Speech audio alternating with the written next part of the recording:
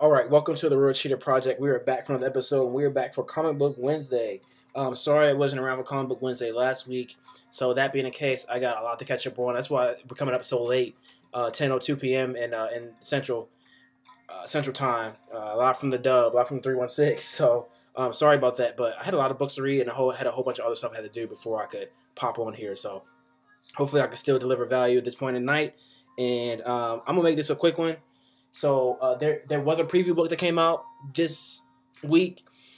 I honestly didn't find much out of the preview book that I'm interested in, but you should always go to previewsworld.com and check that out for yourself, or go to your local comic book shop and see what they have for you as far as the preview book's concerned and see what you get out of it. I did sign up for a Mega Man statue that I'm excited about getting my hands on, but it's only like $40. But other than that, I didn't sign up for any books that I haven't already signed up for that I'm not already excited about. Nothing new stood out to me on either side, the Marvel side, the DC side, or the IDW or the Dark Horse side. So it was just kind of a wash for me. But you should still check that out, previewsworld.com. Okay, so we get right into it. We're gonna start with the DC side, and that is Detective Comics 959. Again, sorry about the translation on this, but this is an interesting book for a little while, and then it kind of loses me. But to this book's credit, it is 959. And I am just walking in on a storyline, so this book could mean a lot more to somebody else than me. But I'm looking at this book as a one shot, and I'm looking at this book opposed from the main storyline or the story arc that is associated with. So that being said, I can't be mad at the art in here. It's not the greatest thing I've ever seen, but it's not terrible. But what is terrible to me is the bat rats that show up. Like the worst of the bat rats, and then other than that, I don't know really what's going on. So, the art is decent. The art is decent, and they give you and it delivers what it says it's going to. This is the cover. Zatanna sells the cover for me because I just like female characters, and Zatanna's one of the ones I really don't know much about. I wonder if Bruce hit or not. We'll talk about that. We'll talk about that on another episode when the podcast stops, more than likely. Also, check out the podcast. The podcast is doing its thing. If you haven't yet, also subscribe here if you're interested. But also check out the podcast. We talk about a lot of things there, so subscribe there and wherever you do it, iTunes. If you're not on iTunes, we're also on Stitcher, and we also got some work happening on Vimeo as well. So it's all lit and we're getting to it. I've been working. Even outside of the project, just in my normal life, so it's been interesting. But anyways, sorry about that. It's the cover. I give the cover a 9 out of 10. I don't know why I love this cover so much, and Zatanna has a lot to do with it, but at the same time, the way the cape spreads and the color contrast, the blue and then the black of the Batman, and then the sleekness of Zatanna. I don't know. I just really like this cover. So I'll give the cover a 9 out of 10. The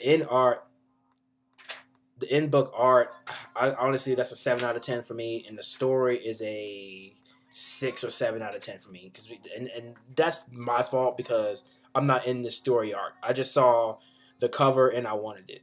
Comic books is one of those things where you can pretty much you can't really still judge a book by cover, but you can kind of judge a book by its cover in comic books. That statement doesn't hold true in the comic book world. So, Batman 11. Let's check that out. Batman All-Star Batman 11. This story's beast. This story's beast. Scott Snyder does his thing, and of course Albuquerque's a beast with the pen. And then whoever doing the colors is doing a really good job too. There's been some pretty introspective and deep Batman stories coming out. It's not all about Batman beating ass in Gotham anymore, which I kind of miss. But at the same time, everybody seemed to be getting a little bit more deeper into the pathology or the methodology or the reasoning of Batman. And this Alfred story is really opening that up. And Scott Snyder's doing a fantastic job of really giving there's a dense amount of history coming out on Batman, and also a dense amount of big events that's probably going to push forward for Batman for years now. So if you're not on the Batman train now, you're kind of missing out because there's so many writers are doing so many things, and then Batman Metal's coming out. The Forge just came out, as we talked about in the last comic book review the week before last, and also what happens at the end of Batman 2024. You know, so there's a lot of Batman work happening, and we're getting a lot about Batman's past, and we're looking forward to some big things in Batman's future. Batman's stock is pretty high right now, if I had to say so myself, and I don't know if I've seen it this high in a long time. So All-Star Batman, the cover, Albuquerque's a beast, but I give this cover a 6 out of 10. I don't like this cover, but the in-book art, I give it 8 out of 10. I just love Albuquerque's work. The panels say so much. It's just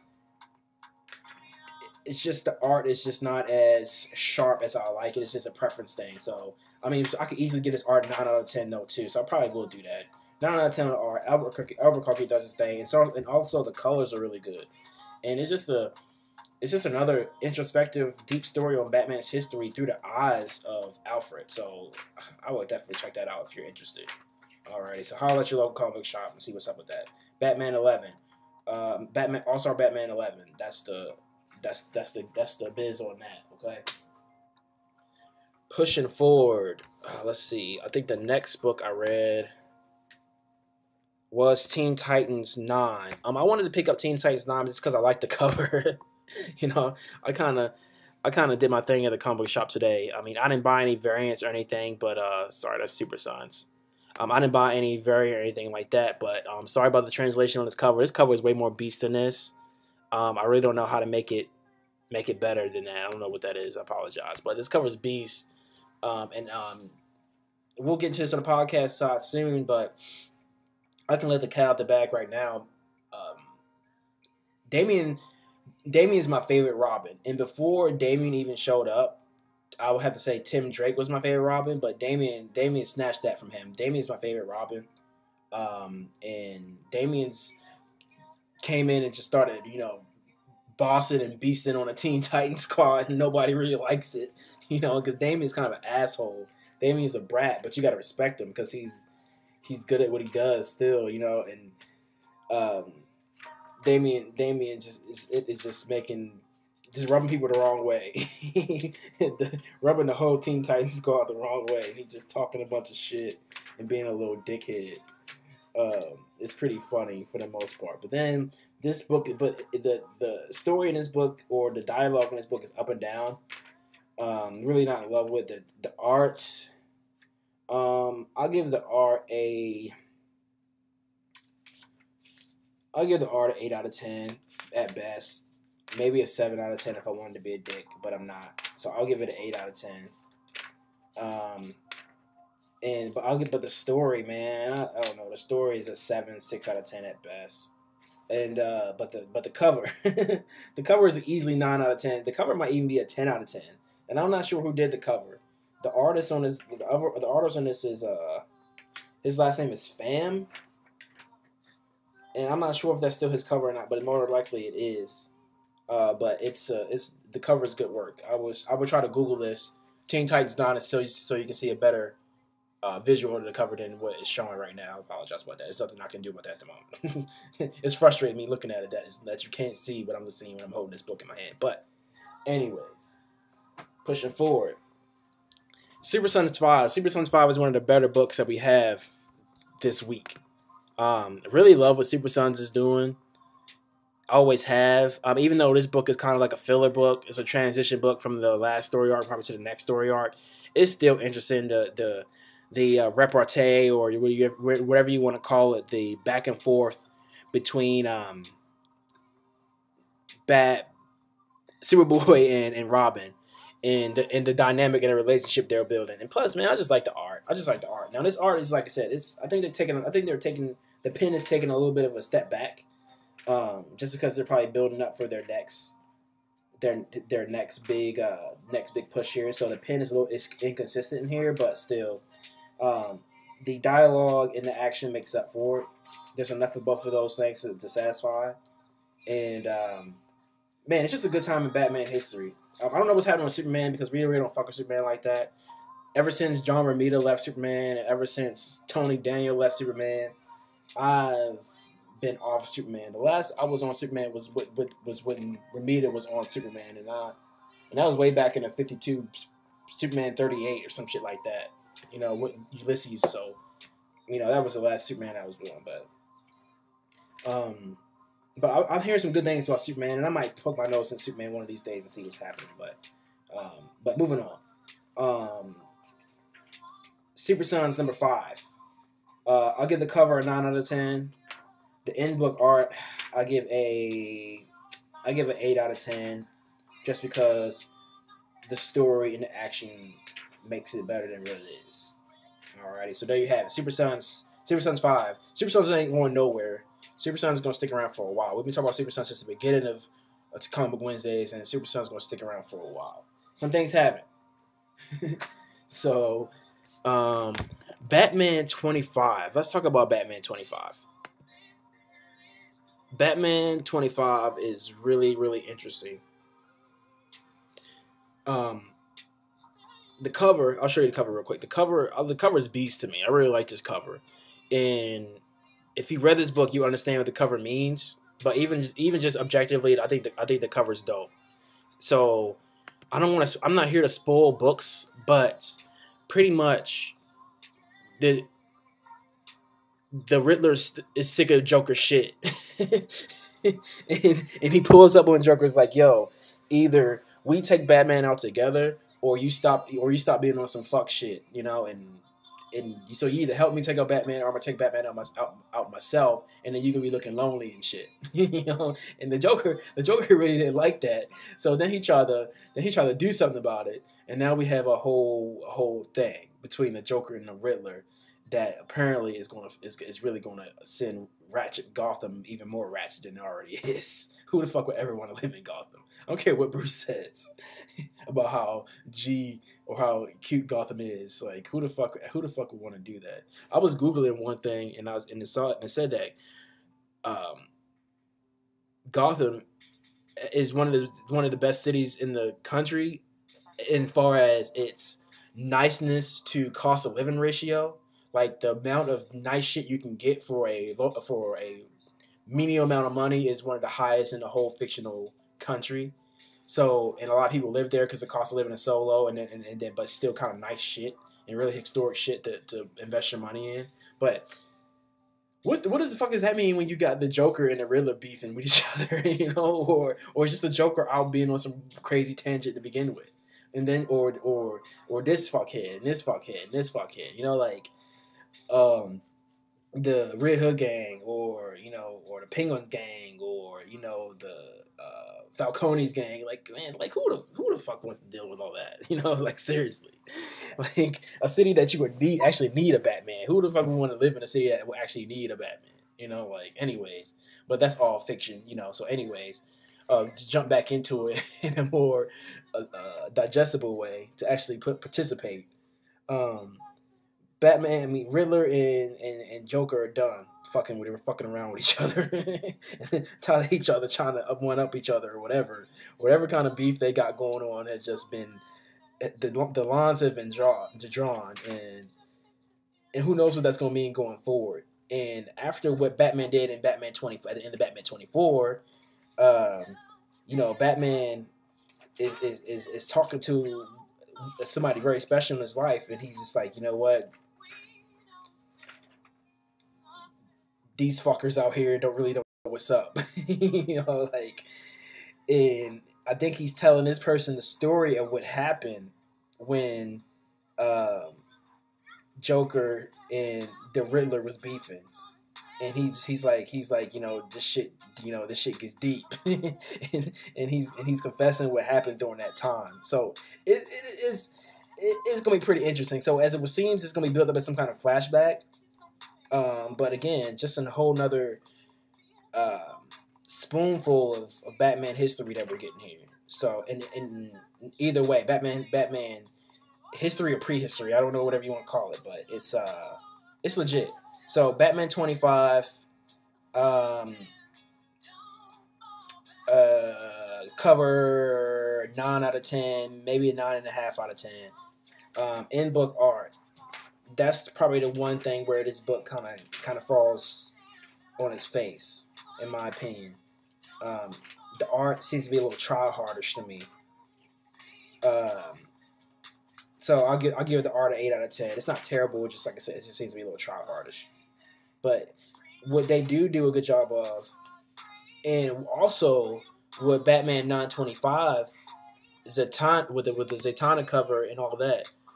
What both these comics do a good job of is building a essence of Gotham, making you feel like, making you feel what Gotham is to these characters, and kind of like putting you in the city itself. So in that case, they do a really good job. So, building the setting, I guess, what you call that, the backdrop. But it's gonna be interesting to see how that Joker Riddler beef panned out, the Joker Riddler Twitter beef or whatever they got going on. Cause I'm sure, and this is an interesting story because I'm sure there's a lot of Batman villains that wanted to get at Joker because he always is on some fuck shit that involves everybody. Even though Batman is the focalization of it, it always kind of is fucking up their shit too in some way or another. Indirectly. When Joker poisons the river, he's poisoning everybody's, and the Penguin is going to the Iceberg Lounge getting the drink. He's like, this shit tastes funny. Oh, the Joker's out again. Goddamn. And so his stuff is more, broad, more landscape when he does some crazy stuff. Whereas the Riddler, to a certain extent, but the Riddler is the only villain that can really get at Joker on his own. I would think he's the only one that has that can be in play the mental game with Joker, and that's what you have to play to be able to keep yourself safe around that motherfucker. Everybody else gets caught up. Two-Face gets caught up. Penguin gets caught up. Freeze gets caught up. Everybody, Joker seems to catch up everybody. The only person he really can't really manipulate like that is Batman and probably the Riddler, but he kind of, but he still kind of pokes the bear a little bit on both of them, and the Joker's sick of it. I mean, not the Joker, the Riddler's sick of it. So it's interesting. It's interesting. I would check that out. I would definitely check that out. Batman in the Shadow number 3. Another interesting story. This thing is building, compounding on itself in a very positive way. The Joker really makes the stakes a little higher, and we're starting to understand even more and more the dynamic between Batman and the Shadow. So, and what that's going to mean going forward. So this is a decent book, and it's only number 3. So we'll see what we got. Again, Scott Snyder is doing his thing. I don't know if anybody's working harder than that dude. so shout out to you, Mr. Snyder. But this is a good book. I got the extra weird cover with the creepy Joker on the front, but not this one. I got a different cover even more creepier than that Joker. But the art is very interesting, and the art definitely plays along to the story. The only thing about the art is kind of all the characters look the same. The characters kind of have the same face. Only person that has a different face is Batman because he's wearing a mask. Other than that, all the characters kind of have the same dimensions to their face. I'm not sure what that's about. Namely, Batman and Bruce. Not Batman and Bruce. Sorry, but the Shadow and Bruce. But that's maybe for a reason if you read the story. So, anyways, make that happen. This is a good story. A lot of action, a lot of intrigue. Really kind of psychological, I think. So, good book. The weird Joker cover, 7 out of 10. The end book art, 8 out of 10. The story, 9 out of 10. How about that? Let's go to the Marvel side, and then we're going to get out of here. I'm pushing 2 books from this week because I flipped through them, and I'm really not too excited about what they look like just from the eyeball test. And looks like X-Men Blue is gonna take its final real misstep and fall back in Comic Book Wednesday. And also Dream Grade 3 is looking a little ratchet too. So we're gonna push those to next week. So I need more time with them because I didn't want to sit down and read them. I was reading books all day, and I was wanting to get this started because it's already pretty late. Alrighty, so we're gonna close off with the Spectacular Spider-Man #1. I was really excited about this when I saw it in the preview book. Again, previewsworld.com. Check out the new previews that just came out today, and also check out stuff that's happened in the past as far as what they put out. But I am really excited about this, and this is the Spider-Man I like as far as the art style is concerned. Like this is what I grew up on, for the most part. There's a little variation here, a little new age contemporary type stuff going on, but at the same time, there's some panels that really bring me back to 1996, 1994 when I was flipping through Amazing Spider-Man comic books, and that's what I'm in it for, man. Shout out to the 90s. Shout out to that kid. And I'm gonna stick this out. I'm gonna stick this out just some of straight nostalgia thing like that, man. It's not terrible enough for me not to do that. It's just enough. The story is not super fantastic, but I think it'll pick up. And if the art stays this way, I'm all in, man. I mean, I just love this variation, this kind of Spider-Man so much. And if you haven't listened to the podcast, we fuck with Spider-Man tough, So, anyways, we also, there's a lot of heroes that we're kind of. Damn, who is the greatest? Now as far as superheroes concerned, I find that they're in their own class, and then you have another class of like anime characters who are kind of, but then you have one who transcends both a little bit, and that's Goku. But we'll get into all that.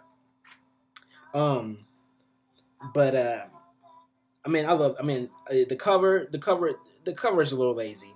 That's the cover. It's a little lazy, but it still makes sense. So I'll give it, especially with the mustard stain on the side pocket, or the side lapel, whatever you want to call it. I give the cover an 8 out of 10. I give the cover 8 out of 10 still, and I'll give the in-book art a 9 out of 10. The artist is Andy Adam Cubbert, sorry, and the writer is Chad Zdarsky, and Jordi Belair is the colorist. Man, it's legit. Johnny Storm is going to probably play a big role in this, and that's always good, that connection. Spider-Man probably has the best friends out of anybody in any comic book, like the best homies, And Spider-Man's doing his thing, man. I like this, and I want to see how far this goes before I say but I don't ever see myself saying but I really want to see how far this goes before too long. So I'm excited. I'm excited about this. At least from the art, again, from the art alone. I think the writing will come along, and hopefully the art will just get even better. So I was pretty entertained. By this. I'm not disappointed by this at all. So yeah, Spectacular Spider-Man #1. Good job, Marvel. And we'll see what happens from there on out. Again, we're pushing our X-Men Blue 6 and Jean Grey 3 till next week. So anyways, man, that'll do it. That's Comic Book Wednesday. I really wanted to push this out. We're not going to spend a lot of time delving in the books as like I usually like to. But I think I've given enough information for you to get started. If this is your first Wednesday, or if you're looking to get into comic books, now is a good time. But here's the thing.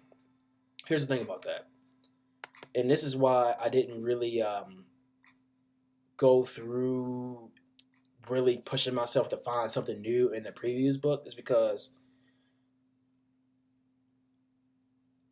there's always going to be more. Comic books ain't going nowhere, and then one day I'm going to open up a comic book and be 60 years old, and Batman's still going to be 30, 31, 29, or wherever he is.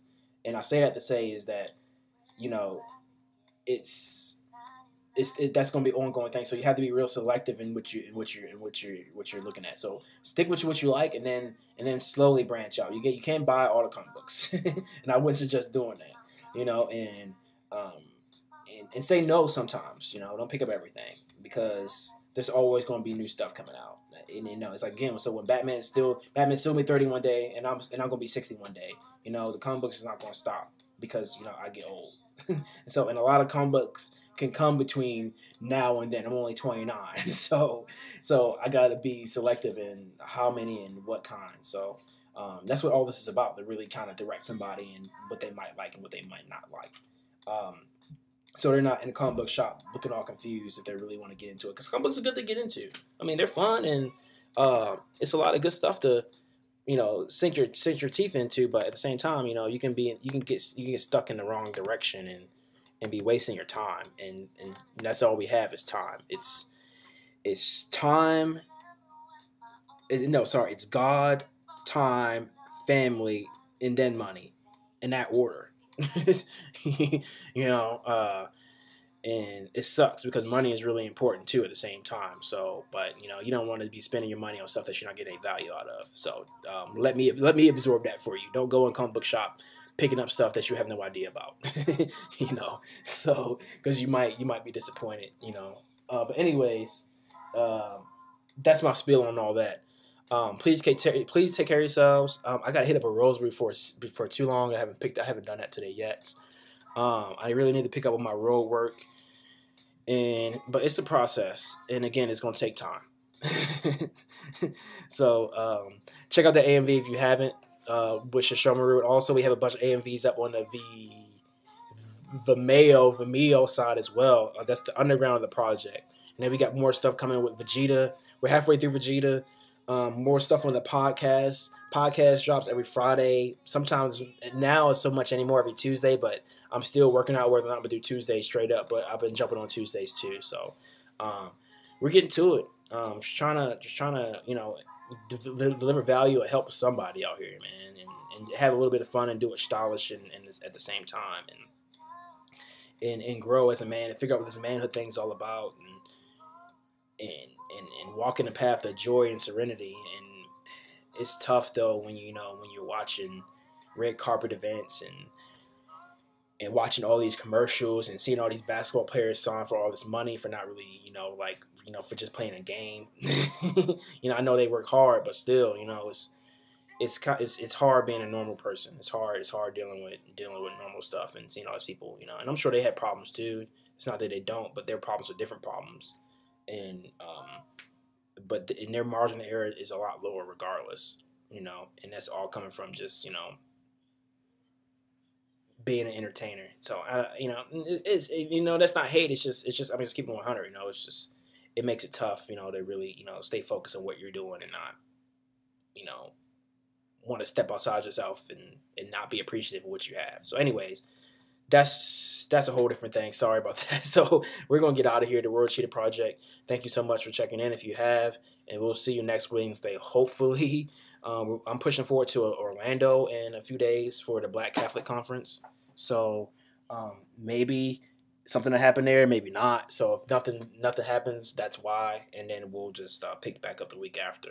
I want to get back to doing week after week, but I need to hop on that at the right time, so so it can stay week after week. So, anyways, the World Cheetah Project. Thank you so much. Level up. See you Friday on the podcast side, and then back here Monday for more pushing forward with more we have on this side of the project. And again, Vimeo is live, and yeah, thank you so much. We'll see you next time.